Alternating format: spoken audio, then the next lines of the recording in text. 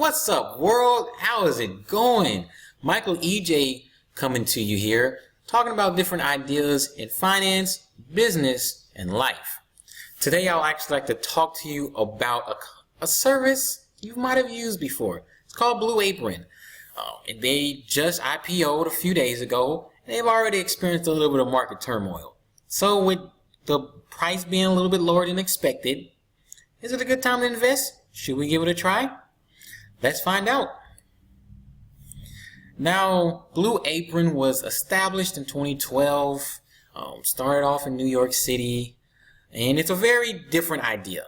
It's kind of a mix between online groceries, high-end groceries, and food delivery services, where they want to deliver high-quality ingredients to you, differentiated recipes to you, but you have to make the food yourself. It comes close to prepared, but you have to kind of put it all together yourself. So there's a DIY component to what they're offering.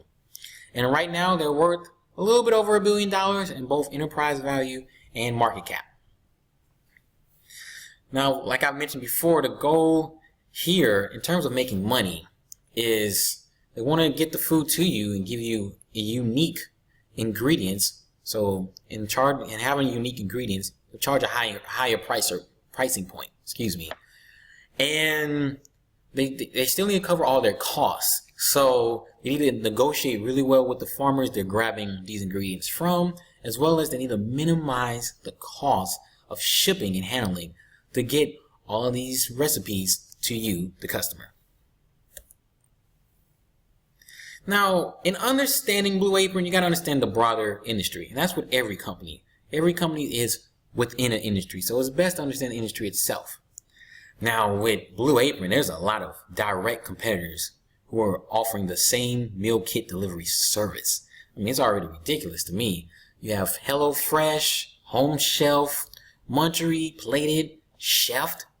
I mean, just the other day, I was walking around downtown in the city I'm in now, and HelloFresh shelves, they were out there offering their services, trying to get you on their platform. I mean, it's ridiculous. The competition is already very intense, although Blue Apron was just started 5 years ago. And speaking of competition, there's a lot of indirect competition. High-end grocery stores who might carry those same unique ingredients in Whole Foods and Trader Joe's and Sprouts. You have food delivery companies where they'll deliver it to you and it's just already made. So you have Grubhub and Uber Eats. And let's not forget about those fast casual restaurants who are offering similar meals at similar pricing points, if not even a little bit cheaper. So your Shake Shacks and your Chipotles of the world, they're all there. They're all in this space, and Blue Apron is essentially competing against all of those companies. Now, to help compete and understand the dynamics a little bit more, looking at the key value drivers, key here is customer retention and customer acquisition costs. Those are that's the real key here. And right now, Blue Apron, it's not doing the best job of retaining customers. If they get a customer, that certain person is usually on the platform for 4 weeks. There's 4 orders that go on. So, or they at least have 4 orders that happens. So, is that enough? Can they get enough people to order 4 times? I don't know. That's a little bit of concern. Also, acquisition costs with all this direct competition. Things are already looking a little bit scary. Number of working professionals. I mean, Blue Apron's at a higher pricing point. Essentially, per meal, per person, it's $10. It's a $10 meal. I mean, if you really want to be on the cheaper end and you like doing groceries, you can easily cut that in half, cut that all the way down to $3, $4 a meal, and you won't really need Blue Apron unless for special occasions. So, I mean, and there also got to be there's a level of convenience sometimes in going out to eat or going to a fast casual restaurant versus even with different ingredients, having to make the food yourself. And of course, enough high quality farms. I mean, they're using the best sourcing available in farming, and there's already a lot of competition. It's only so much they can do before the competition hits the farms too. And it's not like their farms just pop up everywhere. There's only so much land that's used for farming. But even with all those headwinds, both the food delivery and online grocery delivery industries could grow at about 20% from now through 2021. And Blue Apron fits right in the middle of both of those industries. It's mainly driven by millennials that are more comfortable ordering online. I know I am. More subsectors like a Blue Apron and other things like bakery, deli, meat departments, they will start having their own exclusive ordering and delivery services as well. And you got tech companies in the space. Does Amazon and Whole Foods kind of ring a bell? I mean, we don't know how that's going to affect everything. And I believe it's also kind of playing a role as to why Blue Apron didn't hit it so hot with their IPO. So even with all of that going on, let's understand a little bit of Blue Apron's competitive positioning in all of this. So of course, got to perform a little bit of remote analysis, see how they're going to get good returns on investment. And I mean, their goal here is first to differentiated ingredients. That's kind of their goal. That's what they're going for. Things you will usually won't even see in normal restaurants, maybe the higher end restaurants. They're in this small niche industry, even though it's young. Blue Apron is probably the biggest name, and they're the biggest name because they spend the most on marketing, and they're just going to continue to spend on marketing, and they kind of need to. More on that later. This just-in-time supply chain. So one good thing in their overall producer side of things, since they're kind of in control of what they're going to offer on their menu. There's only a small menu per week. They can kind of control inventory a lot better than your typical grocery store. And of course, proprietary technology. And it kind of connects more with their supply chain and moving goods from one farm and making all the things happen. So they have some technology there that they're working on. And I don't know as much about it, but just the fact that they're investing in it matters a lot.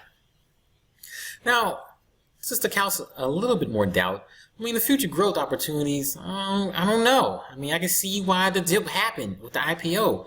First and foremost, you're dependent on millennials. I mean, let's be honest. I mean, I'm one too.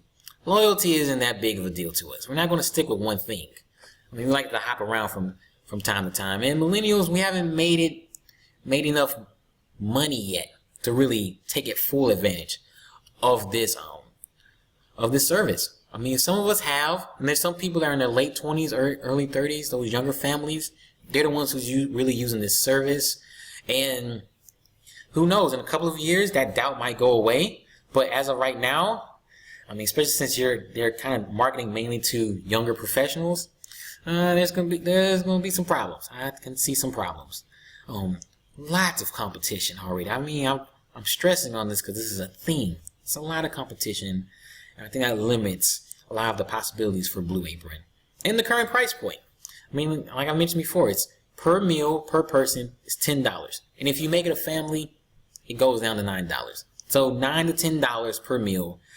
Whereas if you just cook at home and you get your own ingredients, you can easily come down to $3 to $4. If you feel like eating out and paying that price, you just go to Chipotle and it's already made for you. So, I mean, it's kind of on the higher end. If they fit in nice in the middle, they're like around $7, right in between, then maybe. But at 9 and 10, it's a little bit tough. I mean, so here's my narrative for Blue Apron. In terms of revenue, I can still see some growth happening. There's still some opportunity, still a newness factor with it all. And they're, like I mentioned before, they are the most well-known name in the space. So I can still see some really good high growth coming in terms of revenue for the next 1 to 2 years. But then the competition will start to eat away. HelloFresh is already coming hard. Home Shelf is already coming hard. And that alone will just kind of ruin those growth opportunities in terms of revenue for Blue Apron. In terms of profitability and margins and how much cash flow will actually be generated, the brand name and technology matters a lot.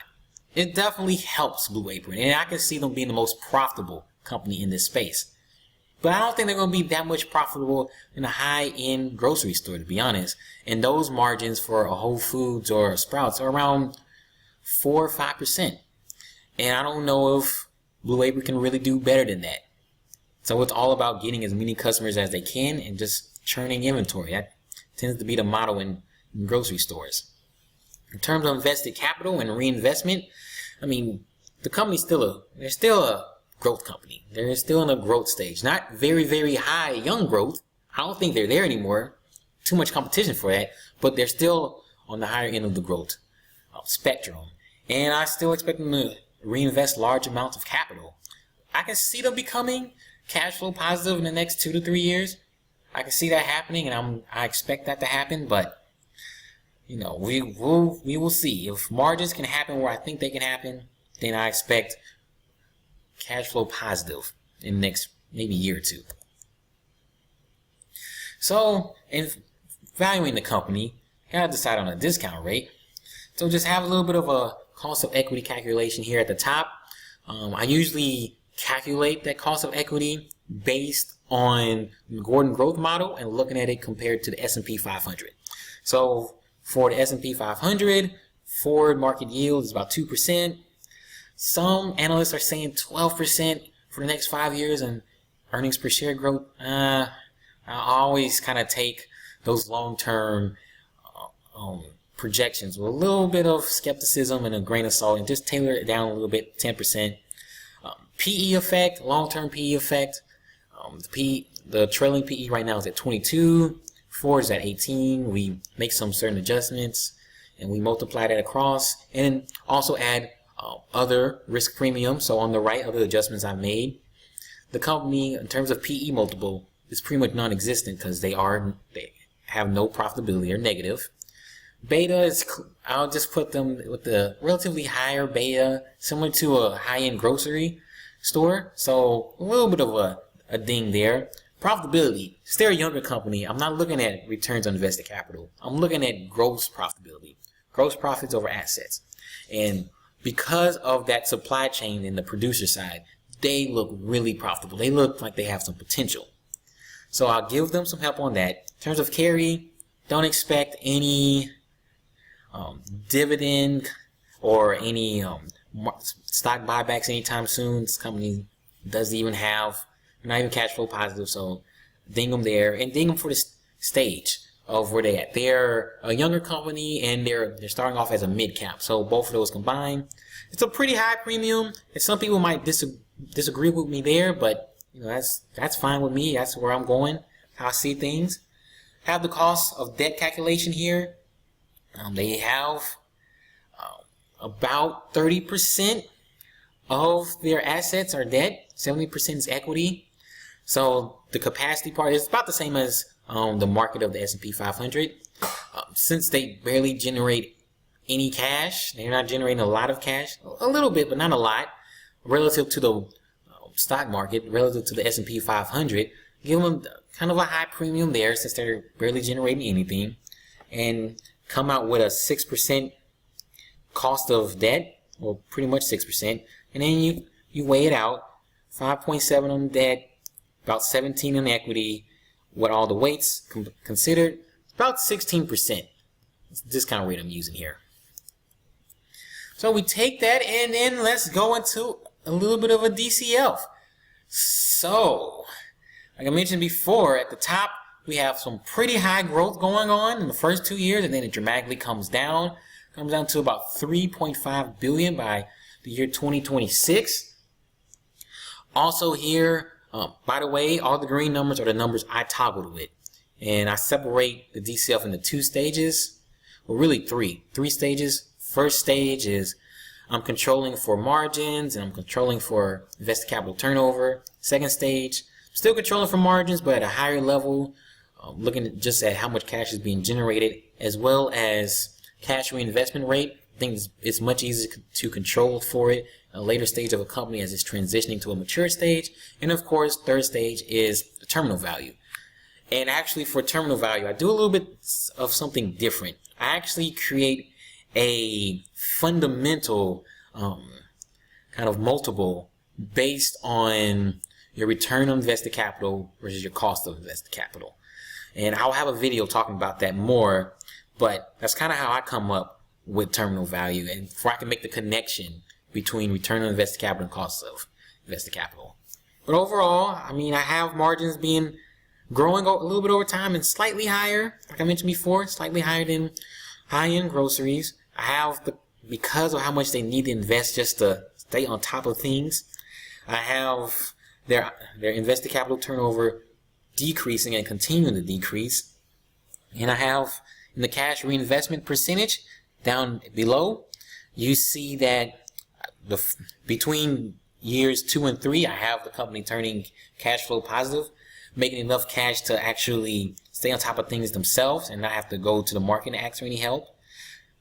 Just generate enough cash to cover everything, and a nice fade into a more sustainable cash reinvestment rate of 25%. But with all those things combined, I see the value of Blue Apron to be around $700 million.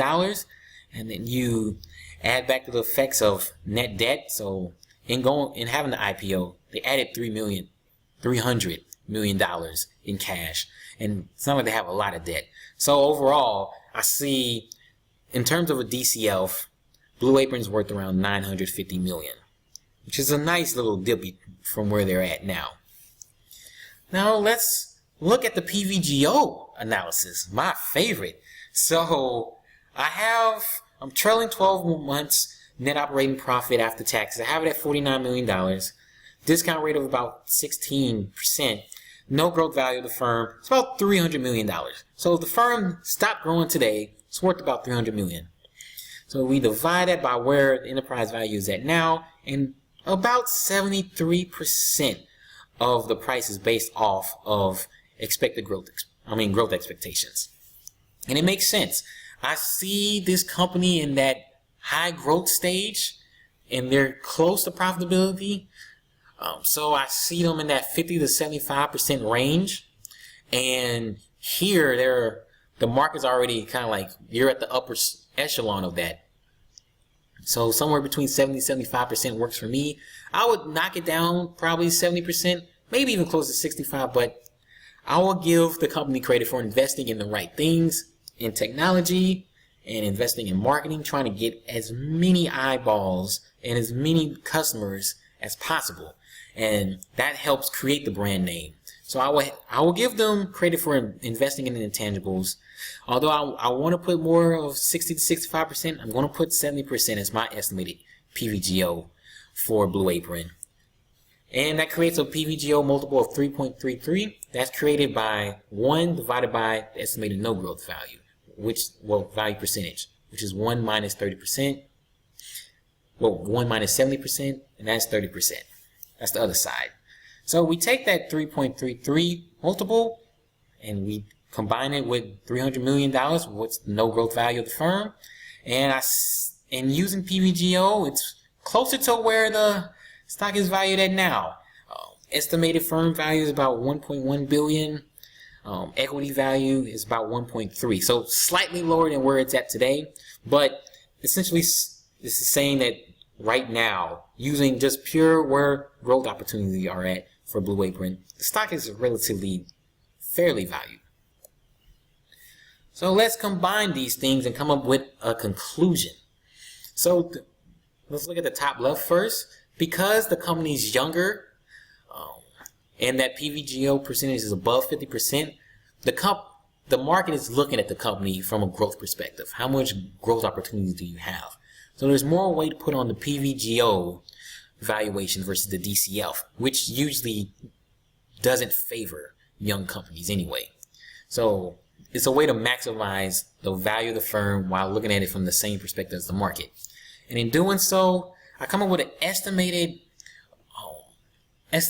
current value, market value of about 1.2 billion. And the estimated market value, the current market value is about 1.4 billion. So it's off by about 16-17%. So that's the price today. So currently today, based on everything, Blue Apron's a little bit overvalued. Now, can Blue Apron make up for this in the next 3 to 5 years? Are they going to grow fast enough? Let's find out. So expected rate of return, similar thing to the Gordon growth model for finding the discount rate. Your expected rate of return is connected to 3 things. is really connected to the first two, which is expected yield, so dividend yield and cash buybacks, as well as expected growth in operating profits.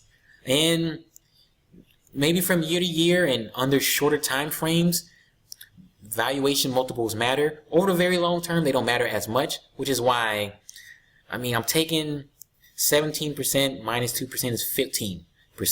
And then you multiply that by what I think it's a little bit of an effect on that growth in terms of, because I expect the multiples usually come down over time. So, it's a little bit of an effect on it. But overall, I expect Blue Apron to grow in terms of profits and having to go back to the market for extra cash or not being able to generate enough cash. So the possibility of having to go back and have to have a secondary offering. Based on those things, I can easily see Blue Apron generating about 14.5% of growth on an annual basis for the next 5 years. So let's see, let's combine those two elements and see what the estimated price will be for tomorrow. And over the next year, I can see them growing to actually really being worth $1.35 billion, and all the way up to the next 5 years, I could see the company being worth $2.3 billion. Now, for some investors, that might be enough, but if that was enough, then almost every company will be a good investment. So over my span of 5 years, that's kind of what I'm looking at, 3 to 5 year horizon, I have a hurdle rate of 10%. Are you going to generate more than 10% annually? Can you beat that rate if 10% is compounded every year? And with high enough growth, you can beat it. If a company's growing faster than 10% a year, it will eventually catch up. But will it catch up in time? And based on my analysis, Blue Apron won't catch up in time. Because yes, by year 5, in 5 years from now, if things actually catch up, compounded, you got Blue Apron probably growing 64% from where things are today, with where the current market value of the company is today, versus the hurdle rate is at 61%. But the first 4 years, things don't work out. And I like to take the average of both sides, and the average of both sides, if this is a positive number, that's my ultimate determining factor. And here it's not positive. It's closer than I expected, to be honest. I thought this thing was way overvalued when I looked at it maybe a week ago, but the consistent knockdown in price by the market's making it closer to fairly valued. But it's not there for me yet. It's not there for me yet. It's actually almost there. If the stock price gets around $6.50, maybe. It may be there for me. Even $7. If it just drops a little bit below $7, I wouldn't mind taking a crack at Blue Apron, even with all its headwinds. So just in conclusion, Blue Apron to me, in my opinion, is overvalued today based on the amount of competition that's around, both direct and indirect, customer retention issues, that's going to continue to be an issue going forward, and the total size of the market. I think it's a limited market based on the supply side, the farmers. And going forward, not just for today, Blue Apron will be a bad investment. Just for what I mentioned before, because of that revenue growth constraint. All that competition matters. Because of that, you won't be able to grow revenue, and you won't be able to have high returns on investment. A lot of people came into this space, and there's not enough high returns on investment. It's not enough to cover the cost, unless they decrease their cost of capital, and they're not in a position to do that yet, because they're not in a stage to do that yet. So maybe when that happens, things will be more worthwhile, but as of today, not yet. And the expected growth is not high enough, at least to me, to offset all these issues. And there you have it, my valuation of Blue Apron. If you have any questions, any comments, please leave below. Once again, this channel is out there mainly to all the financiers as well as the young professionals of the world. This one was more finance related, looking at a different perspective of looking at companies. If you look at the companies from the same perspective of the market, you only move with the market. Create an edge. You gotta look at things differently, and I truly believe in that. So if there's any companies you would like for me to look at differently, please comment below, and we'll check them out together. Until the next time, peace.